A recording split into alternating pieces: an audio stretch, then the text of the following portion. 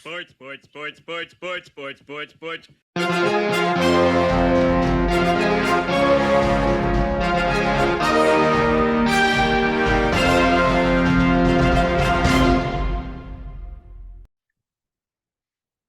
Hey there, sports fans. Welcome to Sportsball, part of the SPDM Crew podcast. We talk about sports-related topics, but we focus on you, the fan, and what you like, whether it's a sport, team, event, athlete, or sports-related news.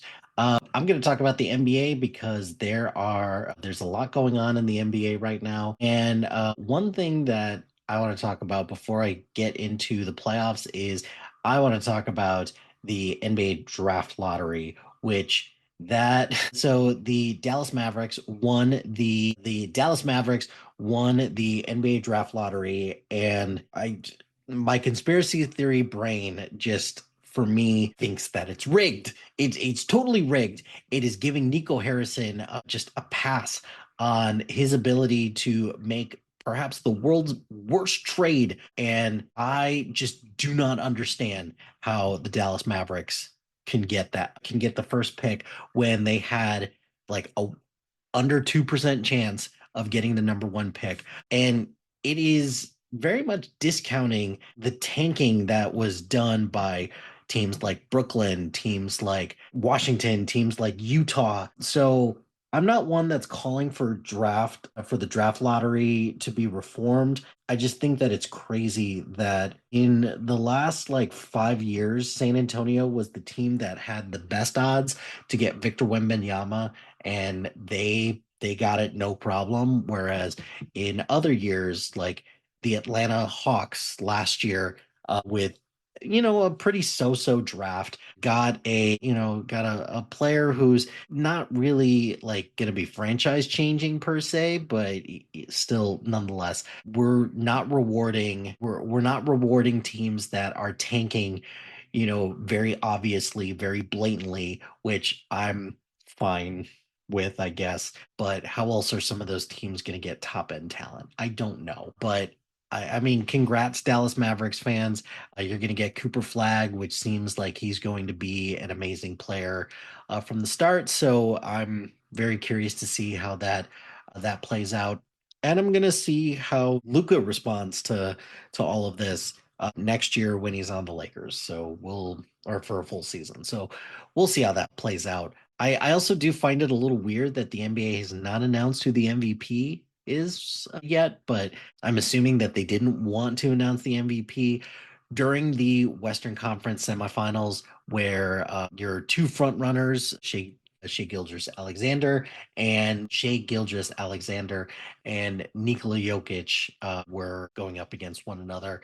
So yeah, that's interesting to say the least. So all right, let's talk about the NBA playoffs because the NBA playoffs have been very interesting. They have not gone at all how I thought they were going to go. In fact, my bracket is just completely ruined right now, but you have one. This is Both of these are filled with young teams that have size and a lot of talent. So, and for the most part, in the West, it's size and depth. That's going to be the big things that define the Western Conference Finals, because you got the number one seed, the Oklahoma City Thunder, after trouncing the Nuggets in their Game 7 series clinching victory, and then you have the Timberwolves beating the Steph Curry Golden State Warriors in 5 games. Yeah, this one's gonna be an all out battle, and I'm looking forward to this.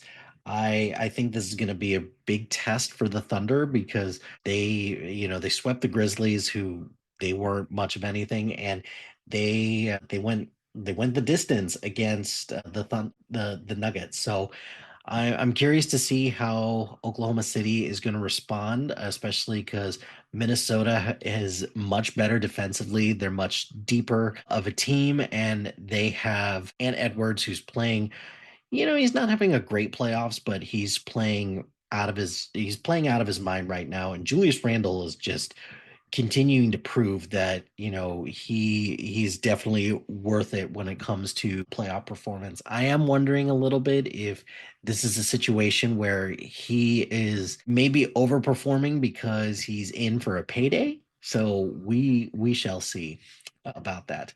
But on the other side, you've got a little bit more of a classic matchup. You've got the Indiana Pacers and the New York Knicks, which is interesting because I didn't think the Knicks had a chance against the Celtics, but I think the problem that the Celtics ran into is that they just ran out of steam and the injury bug finally caught up to them.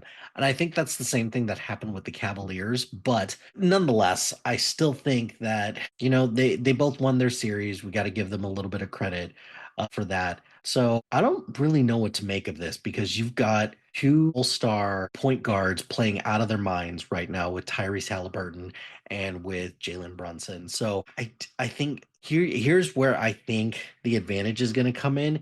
I think the Pacers are playing much better defense, and I think Rick Carlisle is a better playoff coach than Tom Thibodeau is because Tom Thibodeau doesn't really do much from an offensive standpoint, and more importantly, Tom Thibodeau is going to run his starters into the ground. I think the Knicks are one injury away from their whole season falling apart. However, here's kind of where my head's at right now. I really want a Minnesota Timberwolves New York Knicks finals. And I want to see who definitively won the cat trade at the beginning of the season. Did the Timberwolves win it by shipping Cat off to New York in exchange for Julius Randle and Dante DiVincenzo, or did the Knicks win despite the fact that Cat is kind of not been great in these playoffs? Not because he hasn't been assertive enough, but mainly because Tom Thibodeau doesn't really do much with the offense running through Cat. So I'm very curious to see how this pans out. In my head canon, I'm thinking Thunder Knicks with the Thunder holding a bit of an advantage, but I would love it. Just love it if the Timberwolves and the Knicks went up against each other in the NBA Finals. But that's just me. And because of a lot of things that have shook out from a playoff standpoint, there's going to be a lot that's going to be happening in the off season that's going to determine the future for a lot of these NBA teams. And I guess some of the big storylines is that the Celtics right now, they're faced with they just got sold this year for a record-setting amount. Their payroll is out of control. So I'm curious to see how they're going to respond to this Jason Tatum Achilles tear injury that is going to be something that knocks him out for pretty much most of next season, if and then even partially into the season after that. And everybody's curious to see if the Bucks are actually going to pull the trigger and trade Giannis. I personally don't think it's going to happen, but unless they get like a king's ransom for Giannis, so we'll see about that. Miami's at a bit of a crossroads right now because they traded away Jimmy Butler and they just need something because they didn't have much of anything in the playoffs. Because Tyler Hero was fine, but Bam Adebayo has had like a uncharacteristically slow year, so we'll see about that. But the Magic and the Pistons, they're going to be on the rise. The Pacers are going to be pretty high up there. Cavaliers need to they need to rise to the expectations that have been set to them, but they also need to get healthier as well. So we'll see about that. As for kind of all the playoff teams in the West, kind of for me, all eyes are on a couple things. One, is Nikola Jokic happy with how things are going in Denver? I think David Adelman did a pretty good job considering the shit circumstance that he was in, but I also do think that Jokic is probably looking around and is like, God, I need more help. Please give me more help. Russell Westbrook is probably not going to be on the team next year, and they just need a couple other people on the team.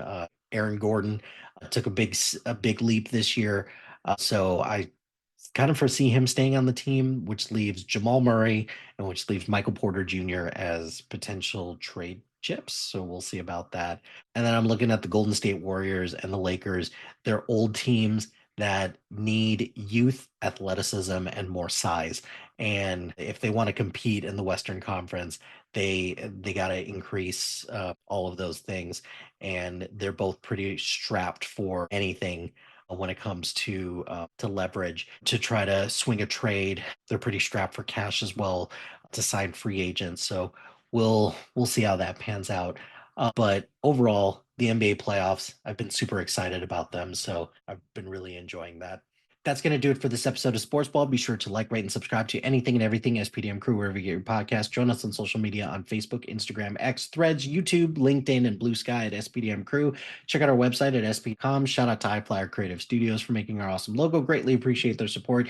And if you have any marketing, logo, or brand standard needs, contact them at HiFlyerCreative.com. Check out the other shows on our network. We've got a lot of great shows out there right now, so check them out. We're really proud of a lot of the work that we're doing, so check out those other shows. And if you've got a podcast idea or you're interested in being part of the SPDM Crew as a guest or collaborating, email us at spdmcrew@gmail.com. Until next time, pain heals, chicks dig scars, glory lasts forever.